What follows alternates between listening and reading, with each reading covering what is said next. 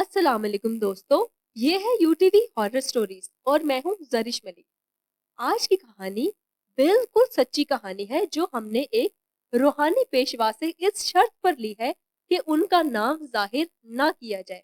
ये कहानी बहुत ही इंटरेस्टिंग है। ये कहानी है एक लाजवाल मोहब्बत की जो कि एक इंसान लड़की और एक जिन के दरमियान में हुआ।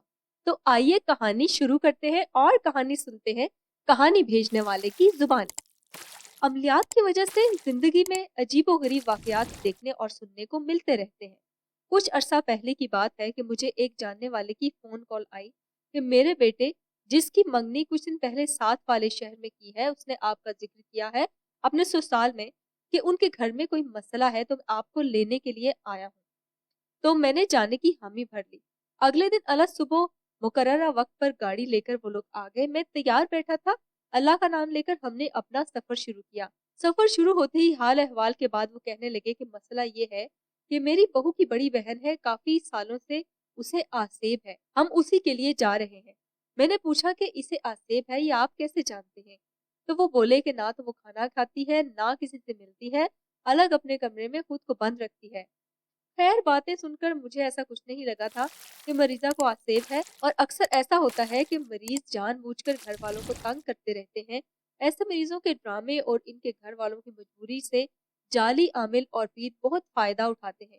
खैर इस तरह के मरीज हमेशा मेरी उकताहट और बेजारी का सबब बनते हैं, और मैं इसके घर वालों को लाजमी ये कहकर उठता हूँ कि मेरा वक्त बर्बाद करने का शुक्रिया, आपके मरीज को ऐसा कुछ भी नहीं है। खैर बातें करते करते हम साथ वाले शहर पहुंच ही गए। थोड़ी देर तक हम एक बड़ी कोठी के गेट पर थे। हॉर्न की आवाज सुनकर दरवाजा खोला गया। होश में हम उतरे तो हमारा इस्तकबाल एक बारिश सफेद दाढ़ी वाले बुजुर्ग ने किया। ड्राइंग रूम में पहुंचे तो दो तीन घर के अफराद और आमिले और हमारे साथ ही बैठ गए। चाय और नाश्ता आ गया। इससे फारिग होकर बुजुर्ग बोले कि आपको तकलीफ इसलिए दी है कि मेरी पोती जो कि बहुत ही ज़हीन थी, बचपन से हर क्लास में पहली पोजीशन लेती थी, इसकी जहानत और शौक की वजह से मैंने इसे मेडिकल में दाखिला दिलवाया।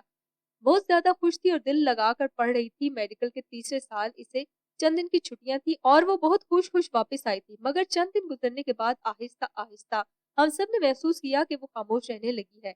इसी असना में बच्ची का वालिद बोला, मैंने इसकी माँ से कहा था कि तुम उससे पूछो कि क्या मामला है। बहुत पूछा मगर उसका एक ही जवाब मिला कि कुछ नहीं है, कुछ नहीं। बच्ची ने खुद को कमरे तक महसूर कर लिया। खाने का कहा जाता तो खा लेती, ना कहे तो ना खाती। रात को अगर इसके कमरे में कोई जाता तो उसको जागते ही पाता, और छुट्टी के आखिरी दिन उसने पढ़ने से ही इनकार कर दिया। उसकी कैफियत देखते हुए हमने भी जबरदस्ती ना की। फैमिली डॉक्टर से टाइम लिया गया। इसने नफ्सियाती मौलिज के पास जाने का मशवरा दिया। नफ्सियाती मौलिज ने कुछ सवाल किए। बच्ची ने बस एक ही जवाब दिया कि मेरा दिल नहीं लगता। डॉक्टर ने बेआरामी की वजह से ही हो रहा है कहकर नींद की दवाई तजवीज कर दी। जब किसी डॉक्टर के पास जाना होता तो एक बार कहने पर ही तैयार हो जाती। एक बात हमने नोटिस की जिसकी वजह से हमें लगा कि शायद कोई आसेबी मामला है। जब भी इसके कमरे में कोई जाता तो उसको कपड़ों की अलमारी जो कि लकड़ी की है उस तरफ देखकर हंसता हुआ पाता, मगर आने वाले को देखकर वो खामोश हो जाता। इसलिए जो हमारे पीर साहब की वफात के बाद जो उनके खलीफा हैं उनको बुलाया गया। उन्होंने ये कहा कि जादू है और कुछ तावीज दिए और चले गए। उसके बाद काफी सारे आमिल बुलवाए गए। सब ने ये कहा कि जादू है इसलिए ऐसा कर रही है। जब तावीजों से इलाज करना शुरू कर दिया तो उसने बिल्कुल ही अपने आप को कमरे में बंद कर दिया, और जब भी इसके कमरे में जाए उसे घुटनों में मुंह छुपाए आंसू बहाते हुए देखते हैं। इस बात को 2 साल से ऊपर का अरसा गुजर चुका है। उसके चुप होने के बाद उसकी बीवी बोली, अगर आप हमारी मदद कर सकते हैं तो ये आपका एहसान होगा। मैंने एक कागज पेंसिल मंगवाने को कहा। बच्ची का मुकम्मल हिसाब करके देखा। ना तो कोई नफ्सियाती बीमारी निकली और ना ही जादू टोना। अगर निकला तो आसेब का असर। मैंने उनसे कहा कि मुझे मरीजा के पास कमरे में ले चले। बच्ची के दादा और वालिद मुझे कमरे में ले गए। बच्ची के कमरे तक पहुंचे। उसके वालिद ने कमरे का दरवाजा खोलकर अंदर दाखिल होकर मुझे अंदर आने को कहा। मैं अंदर दाखिल हुआ। मेरी नजर बेड पर घुटनों में मुंह छुपाए बैठी लड़की पर पड़ी। मैंने सलाम किया तो लड़की ने मुंह उठाकर मेरी तरफ देखा और सलाम का जवाब दिया और सीधी होकर बैठ गई। बेड के पास रखे सोफे पर बैठने के बाद मैंने कहा, बेटा कैसी हो? वो बोली, मैं ठीक हूँ। उसने मुख्तसर सा जवाब दिया। मैंने कहा कि मुझे यहाँ इसलिए बुलवाया गया है कि मैं ये जानकर बता सकूं कि आपको क्या मर्ज लग गया है। 2 साल से आपने खुद को अलग थलग कर लिया है, पढ़ाई भी छोड़ दी है, सब आपकी वजह से परेशान हैं और मुझे तो लगता है आप खुद भी परेशान और उदास। वो बोली, अंकल आप नहीं जान सकते कि मैं क्यों परेशान हूँ और ना ही आप मेरी उदासी की वजह जान सकते हैं। मैंने कहा, अगर मैं उदासी की वजह थोड़ी सी बता दूं तो क्या आप मुझे अपना सारा हाल बता देंगी? उसने कहा, जी बता दूंगी। लड़की के वालिद और दादा दोनों खामोश हो गए। लड़की मेरी तरफ सवालिया निगाहों से देख रही। मैंने कहा कि ना तो आपको कोई नफ्सियाती मसला है और ना ही तावीज। आपने किसी ऐसी मखलूक को देख लिया है जिसे आप भुला नहीं पा रहे। मेरी बात सुनते ही लड़की चौंक गई और रोने लगी और मैंने इसे कहा कि मैं उस वक्त ही कुछ कर सकता हूँ जब तक मुझे सारी बात का पता चलेगा। लड़की ने कहा, मैं जब छुट्टियों से वापस आई तो घर वालों से मिलजुल कर अपने कमरे में आकर मैं कुछ सामान रखने गई तो कमरे में अचानक बहुत प्यारी सी मसहूर कुन खुशबू फैल गई। मैं हैरान हो गई कि यह खुशबू कहाँ से आ रही है। मैंने यही सोचा कि शायद बाहर कमरे में आ रही है या किसी फर्द ने कोई परफ्यूम लगाया हुआ है और शायद उसी की खुशबू है। कुछ देर बाद खुशबू आने का एहसास खत्म हो गया। मैंने शॉवर लिया और कुछ देर बाद सोने की कोशिश करने लगी। आंखें बंद करके कुछ ही देर गुजरी होगी कि मुझे एहसास हुआ कि कमरे में कोई है जो मुझे देख रहा है। मैंने आंखें खोलकर देखा लेकिन कोई ना था। मैं सो गई। शाम को अम्मी ने उठाया। मैं फ्रेश होकर बाहर आई। बाहर आकर मैंने भाई से पूछा कि क्या तुमने कोई परफ्यूम लगाया था? तो उसने कहा, आज तो कोई नहीं लगाया। बहन से पूछा, दादाबू से पूछा कि शायद उन्होंने कोई अतर वगैरह लगाया होगा, मगर सबने इनकार कर दिया। रात का खाना वगैरह खाकर मैं जल्दी से उठकर अपने कमरे में आ गई। मैंने अलमारी खोली और अपने कपड़े बैग से निकालकर अलमारी में रखने लगी कि अचानक दोबारा से वही खुशबू कमरे में फैल गई। मैं हैरान थी कि ये खुशबू कहाँ से आ रही है, इतनी मशहूर कुन खुशबू कि मैं बता नहीं सकती। मैं बैठ गई और आराम से नाक से सांस लेने लगी। मेरा दिल चाह रहा था कि मैं इस खुशबू को अपने अंदर समा लूं। आहिस्ता आहिस्ता थोड़ी देर बाद खुशबू आनी बंद हो गई। मैं उठी और मैंने कपड़े अलमारी में दोबारा रखने शुरू कर दिए। कपड़े रखकर मैं वापस मुड़ी तो मेरी नजर बेड पर पड़ी। उस पर एक तयशुदा कागज रखा था। मैंने वो खोला तो उस पे लिखा था, अस्सलाम वालेकुम। मैं हैरान थी कि ये कहाँ से आया है। मैंने उसे कमरे में डस्टबिन में फेंक दिया। कुछ देर मसरूफ रहने के बाद मैं सो गई। रात के किसी पहर मेरी आंख खुल गई। मैंने करवट बदली और करवट बदलते ही मेरा हाथ एक और कागज पर पड़ा। मैंने उठाकर लाइट जलाई, कागज खोला। इस पे लिखा था, आपने सलाम का जवाब नहीं दिया और इसे रद्दी समझकर फेंक दिया। मैं ये पढ़कर और भी हैरान हो गई। मुझे याद आया कि इस सब के दौरान मेरे कमरे में कोई नहीं आया था। अचानक मेरे नाक से वो मखसूस खुशबू टकराई। मेरे लिए ये सब बहुत अजीब था। अचानक मेरी नजर मेरे पाँव के पास पड़े एक और कागज पर पड़ी। मैंने उठाया। इस पे लिखा था, ये सब आपके लिए परेशान कुन है, मगर मैं आपके साथ बात करना चाहता हूँ। मुझे आप अच्छी लगती हैं। मेरी हैरानी अब तजस्सुस में तब्दील हो रही थी।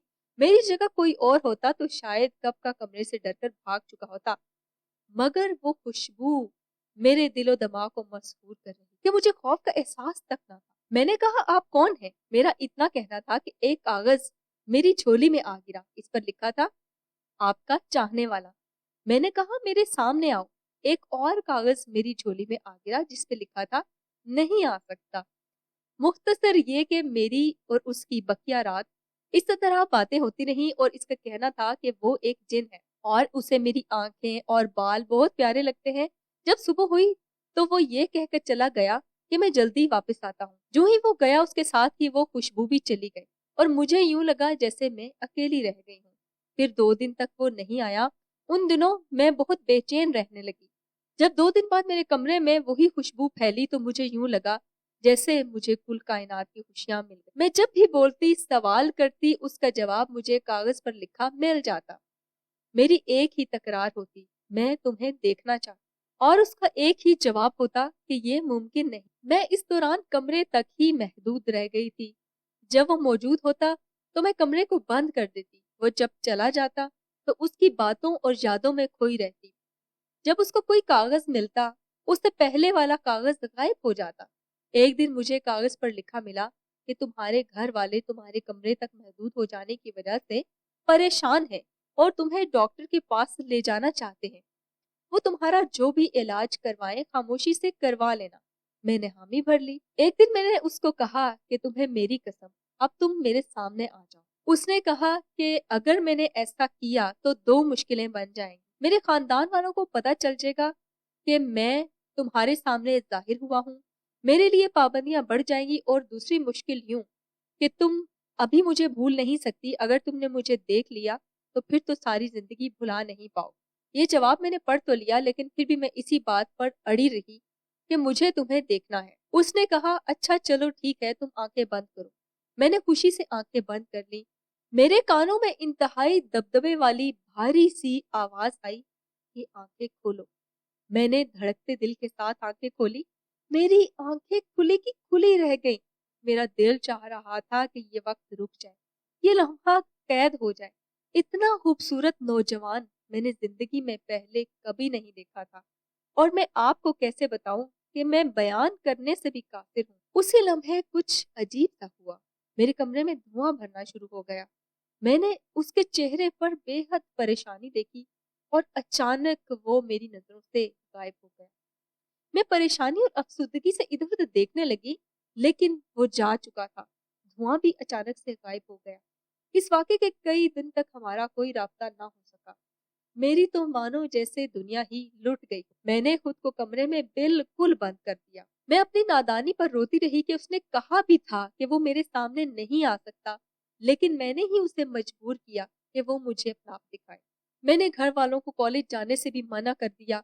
मैं हर वक्त यही इंतजार करती रहती और इसीलिए कमरे में बैठी रहती कि शायद किसी लम्हे वो अचानक से मेरे सामने आ जाए। और एक रात जब मैं बैठी रो रही थी कि अचानक उसकी आमद की खुशबू का एहसास हुआ। मैं चौंक कर खुशी से पागल हो गई और इधर उधर देखने लगी। मुझे खुशबू आ रही थी।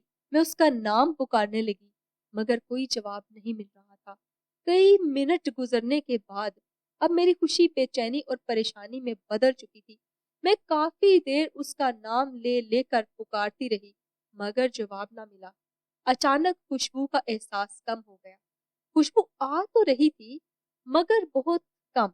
अचानक मेरी नजर बेड के साइड टेबल पर पड़ी। वहां एक कागज पड़ा।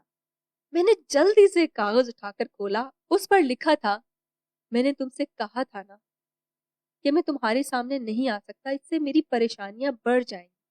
मेरी कौम को उसी वक्त मेरी इस हरकत का पता चल गया था। अब फैसला ये हुआ है कि अब कभी मैंने तुमसे राब्ता किया तो मेरे साथ तुम्हें भी सजा मिले, और मैं ये नहीं होने दूंगा। आखिरी सांस तक तुम्हें याद रखूंगा, मगर तुम मुझे भूल जाना। मेरी खुशबू मेरे इस आखिरी पैगाम में हमेशा आती रहेगी। अल्लाह हाफिज। इस रुका को पढ़कर मेरी दुनिया वीरान हो गई। मेरे घर वाले मुझे किसी इलाज का कह देते तो मैं चुप से करवा लेती, लेकिन ये बात मैं किसी को बता भी नहीं सकती। बहुत लोग आए, सबने अपनी अपनी बातें की, लेकिन आप पहले इंसान हैं जिन्होंने सच बताया। ये कहकर वो लड़की जोर से फूट फूट कर रोने लगी। उसके वालिद, दादा और मैं सब खामोशी से सुन रहे थे। उसके चुप होने पे लड़की के वालिद ने आगे बढ़कर उसे सीने से लगा लिया। मैंने इस लड़की से कहा कि वो खत लेकर आओ। वो उठी और अलमारी से एक कपड़ा लिपटा हुआ ले आई। कपड़ा खोल कर इसमें से एक कागज निकाला और मेरी तरफ बढ़ा दिया। पूरा कमरा अजीब सी भीनी भीनी खुशबू से महक उठा। क्या बताऊं, क्या खुशबू थी! जैसे संदल, अंबर, ऊद, कस्तूरी को किसी ने एक साथ मिला दिया हो। खुशबू ने दिमाग तक मुअत्तर करके रख दिया। इतना अरसा गुजरने के बाद भी ये खुशबू वैसी की वैसी ताजा थी। खुशबू की सहर अंगेजी में मैंने वो कागज खोलकर पढ़ा, जिस पर हूबहू वही तहरीर थी जैसा लड़की ने बताया था। मैंने खत पढ़कर कागज वापस लड़की को दिया और कहा कि इस मसले का एक ही हल है कि ये वाकया आपको बस इतना ही याद रह जाए जैसे बचपन की एक हंसी, और इसी तरह आप वापस नॉर्मल जिंदगी की तरफ लौट सकती हैं। मैंने कहा, बेटी देखो, तुम्हें ये भी सोचना चाहिए कि उसने तुम्हारे लिए मुश्किलें न खड़ी करने की वजह से अपने आप को तुमसे दूर कर लिया। अब तुम्हारा भी कुछ फर्ज बनता है। अगर तुम उससे दोबारा याद करोगी और वो दोबारा से तुमसे राब्ता करने की कोशिश करेगा तो उसके कबीले वाले उसको जरूर सजा देंगे। तो अगर तुम ये चाहती हो कि उसको कोई नुकसान ना पहुंचे और तुम्हारी जिंदगी भी नॉर्मल हो जाए, तो तुम्हें उसको भुलाना ही पड़ेगा। मुख्तसर ये कि कुछ दिन उस बच्ची का रूहानी इलाज किया गया।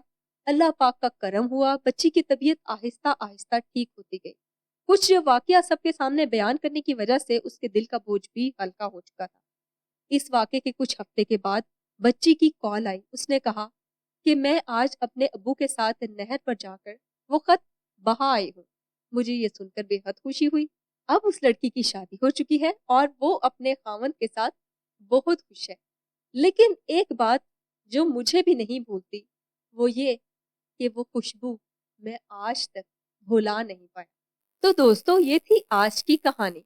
कहानी सुनने का शुक्रिया। अगर कहानी पसंद आई हो तो कहानी को लाइक करना और चैनल को सब्सक्राइब करना ना भूलिएगा, ताकि हर रोज आपको ऐसी ही सच्ची कहानियां सुनने को मिले। मैं फिर आऊंगी किसी डरावनी कहानी के साथ।